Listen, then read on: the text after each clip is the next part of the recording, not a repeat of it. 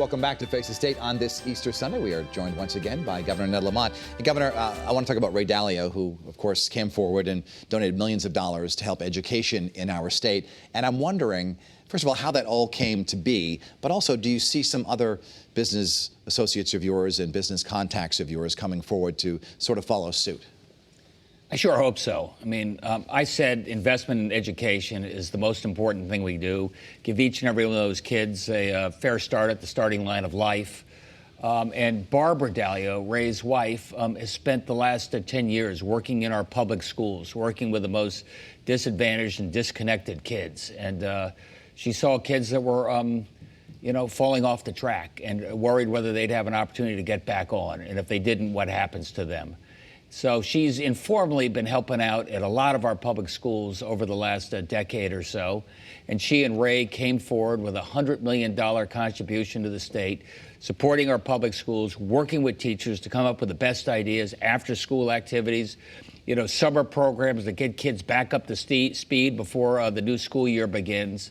I thank them so much for their generosity. Connecticut was losing some wealthy people. Do you think they're going to stay here because Ned Lamont is governor now? As you know, our income tax revenue went down significantly in recent years because a lot of wealthy people moved out of our state. Look, I'm encouraging everybody I can to get involved in the state and be great citizens. And what Ray has done, Stanley Black & Decker and Travelers for giving student loans, what we did when we, for the, federal employees who weren't getting paid. These are all acts where corporate and philanthropic people have come forward. You got to remember, this grant is going to be $300 million in total once we raise the additional tranche. That's going to represent significant money for the first time, empowering teachers. Give them a little bit of inspiration on how they can help out their kids. Give them a little bit of entrepreneurial zip. They're going to have some resources to help with those after-school activities. The East Windsor Casino appears to be moving forward. We're still talking about sports betting, and I want to get your opinion on that in just a second. But first, what about a Bridgeport casino? Do you see one being built or at least approved in your 4 years in office? Look, I think so. We're working with the tribes, trying to get a comprehensive solution, something in East Windsor. We'll see what happens with MGM. But I think this is something we ought to do. Call it a resort, call it a little bit of development. But a lot of people in the Bridgeport area, Bridgeport, New Haven, really believe that this is going to be part of their future. Do you see something where MGM and the tribes get together and build it together? That may be a bridge too far. Well, who do you see building it? Right now, MGM has said they wanted to do it. The tribes maybe are thinking about it. I've got to see how all the discussions come out. But I do think I want a comprehensive look. Sports betting and internet and all that stuff. Look, that's not the future of the state.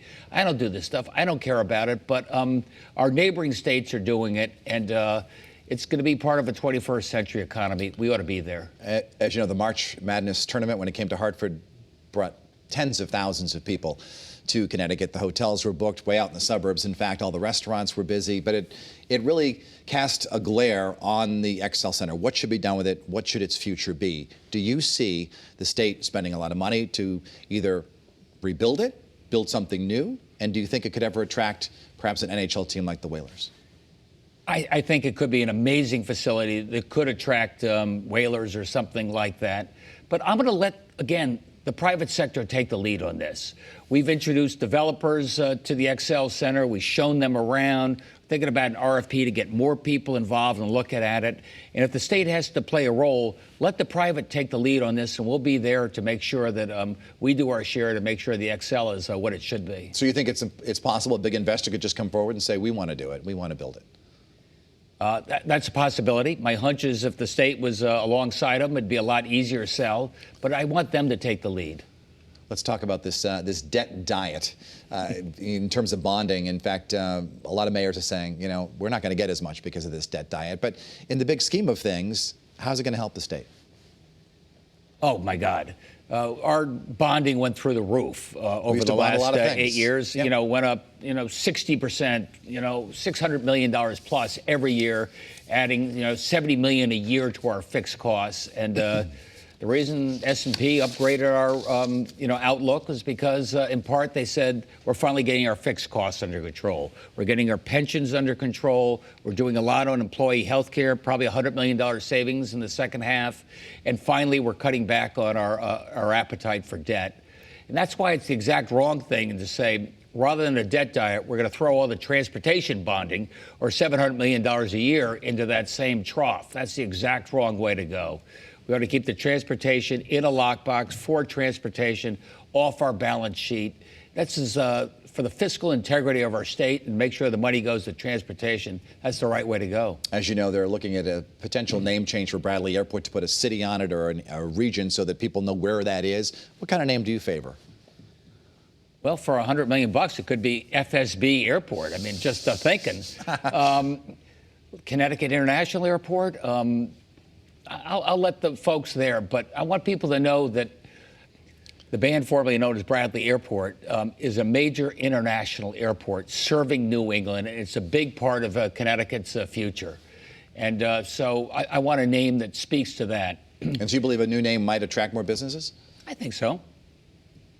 Let's talk about back to the city of Hartford for a second. As you know, Mayor Luke Bronin is now being challenged by former Mayor Eddie Perez, who resigned in disgrace back in 2010. What kind of message does that send to potential investors that someone who left in shame now wants his job back in the capital city?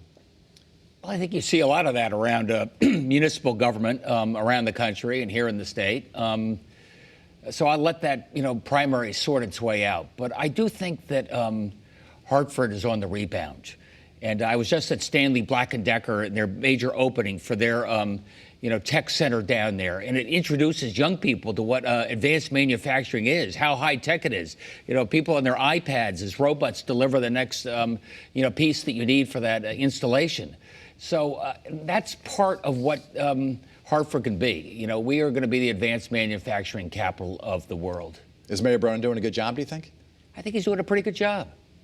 Does he deserve re-election, in your opinion? Is this an endorsement? Don't get me into all that. Well, but not yet, anyway. I think Hartford's on the rebound, and they're doing pretty well. Let's talk about the DMV, because it's one of those agencies that pretty much everyone has to go to at one point, actually every 4 years for new licenses and new things like that. How do you envision it being streamlined, and how will it be better under your new DMV chief? Well, the first thing we're doing is we're going right now through the legislature. So the short-term fix is say, look, you don't have to renew your license every 6 years. You can renew it every 8 years.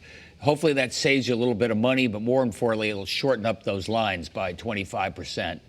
In the meantime, we got somebody who comes out of tech at Aetna who's going to make sure the DMV moves in the 21st century. It's an online relationship. So you'll be able to electronically register your car, renew your license there, and even submit your own photo as part of your licensing.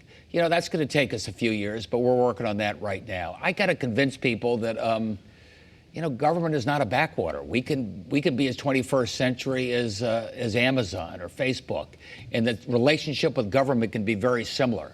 Right now we have 100,000 plus paper transactions we can do with government, and very few of them can be done online. That's going to turn itself on its head over the next 5 years. Quick, fun question about the DMV. Do you think the license plate should be redesigned?